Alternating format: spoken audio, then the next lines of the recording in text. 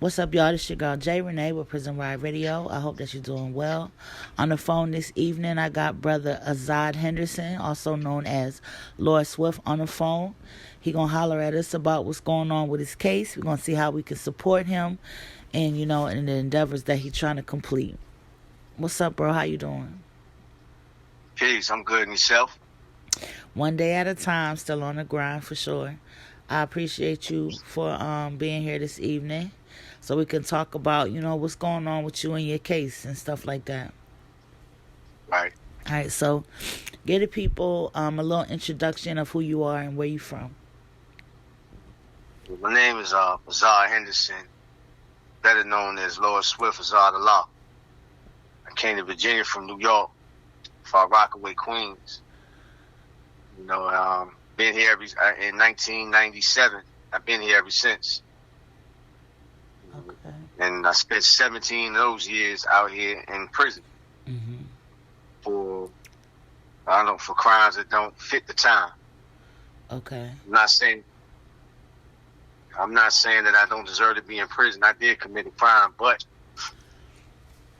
it's not worth. It wasn't as egregious as the time reflects. Okay. Let's dive deeper into that. So, why do you say the stuff you say? Like, like you've been over sentenced. I know that's what you're saying. Like, let the listeners know, like, where that come from. Why you saying that? Well, man owed me money, so I went to go get the money. Argument took place. Things got physical. At the end of the day, I ended up getting 19 years in prison for that altercation, stating that I robbed them and all this. Mm-hmm. But when it came down to it, the evidence that they had in the case was non-existent. It was all circumstantial. They said I had a gun that they never confiscated. My co-defendants, even though they testified against me, they stated I didn't have a gun. Mm-hmm. The witnesses said they recognized the gun because he had shot it before, but he couldn't describe it. Right. But he recognized it. They didn't know what day they got robbed on. One said Thursday, one said Friday. I mean, the stories are just conflicting. The lawyer didn't really do none. Of course, he was prepaid. And, from there I was railroaded. Yeah, I was about to ask you about your lawyer. Like, what was going on with him? Why didn't he do anything that makes sense, I would say, for lack of better terminology? Like, what was going on with him? Well, there's a little known thing that goes on in these courts, and they have the trade-off policy. And I guess I was one of the trade-offs for another case because he really didn't do anything towards fighting my case. And most court-appointed lawyers are underpaid, and their caseloads are astronomical. Yeah. So, I probably fell into the trade-off, circle. I was the case that he had to give up so he can get another case somewhere, but he didn't really put up no fight because when there was a lot of things that were going on in court that he didn't object to, he didn't put no fight up. And it was like obvious things. Right. When you say, I'm sorry, go ahead. No, but add on. I was going to ask you, can you be a little more clear to the listeners that might not know what you mean by trade-off? Can you let them know what that means? Well, lawyers and prosecutors, they agree to give up some certain cases so they can get other cases in their favor. Like certain individuals, they might want to let go. They will say, well, let me get this one, and I'll give you the next 3. Wow. Because like I said, court-appointed lawyers, their caseload is, like I said, they're having a bigger caseload than they can actually handle. And they don't really get time to spend with their clients. Like, as I was going through this case, I was in the jail for a year, and I maybe have seen my lawyer maybe 2 or 3 times.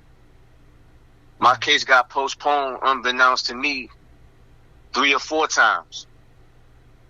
with no input from me. I'm supposed to clear whether I want my case postponed or not. One time the witnesses couldn't show up and they postponed the case without my lawyer postponed the case without my consent. Wow. So what? So that's crazy. I'm listening to you, bro. So, this is what's going on in the courts. And the fact that I was from New York coming down here committing a crime didn't really help me none. Yeah. Yeah. They definitely be having chips on their shoulder down further south when people come from the northern place. They be feeling like northerners come there and try to take advantage of them or, treat them like country people and stuff. So, yeah, they be having an extra chip on their shoulder for sure. When your trial was going on and you seen what was going on with your lawyer, like what was going through your head? Well, unfortunately, I suffered one of the ailments that most black men or women going to court suffer. I went in there. I knew something was going wrong, but I didn't understand the language or have enough information to point it out. Right. It was like the science of being dumb, deaf, and blind. Dumb don't mean stupid. It just means you don't know how to speak to what you're seeing. And I knew something was going wrong, but I didn't know enough law to say, hold on, you're doing this wrong, you're doing that wrong. Right. I just sitting in there and hoping that it would be over. Right. And how old were you when you got sentenced and stuff? I was 28. Okay. And how 28 years old. How long have you been incarcerated now? 17 years. Damn. I know that's crazy. I can only imagine. How have you been dealing with your time, especially knowing and feeling like you was railroaded? Studying the law, but it's funny because I never took the negative point of view.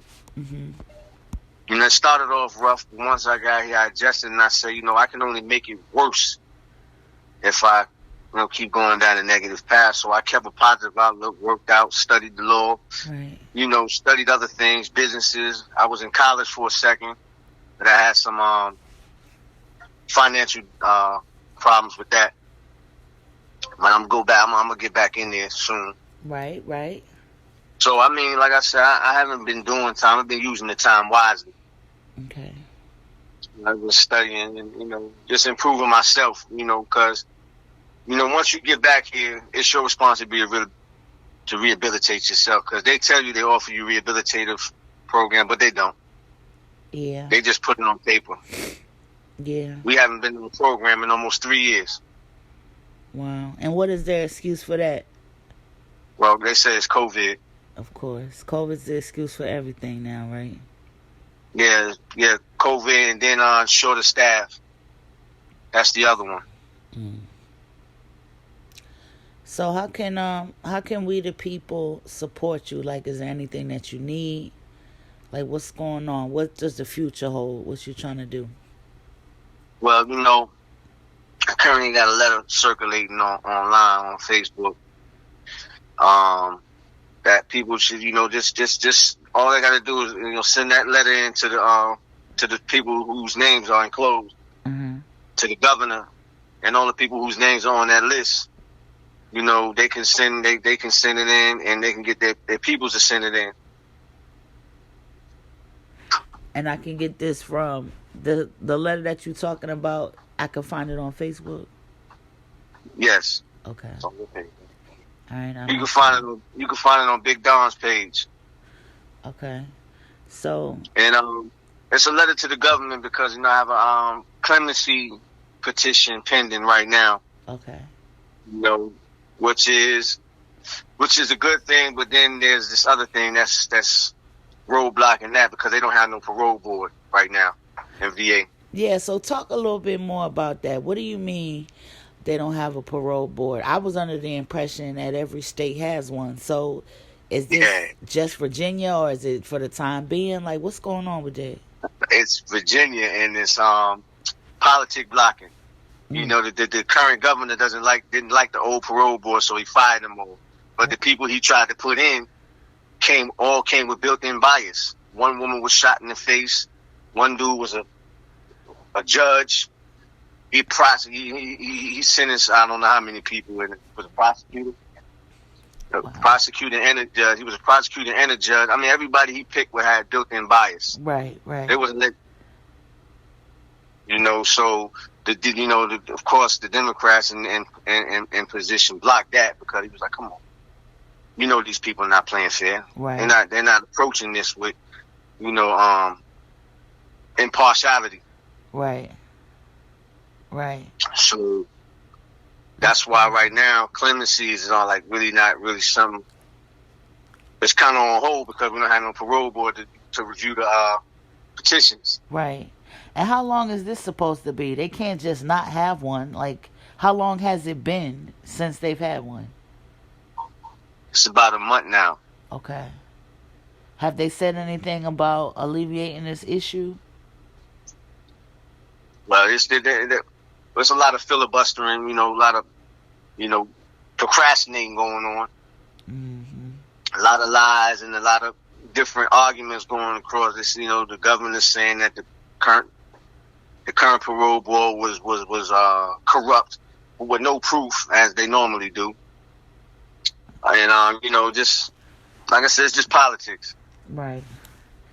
Virginia has this policy, lock them up and throw the key. So right now, being that the Democrats have made all these laws in favor of prisoners to come home to their families, the Republicans are not really feeling that. The Republicans are feeling like the Democrats care more about criminals than they do,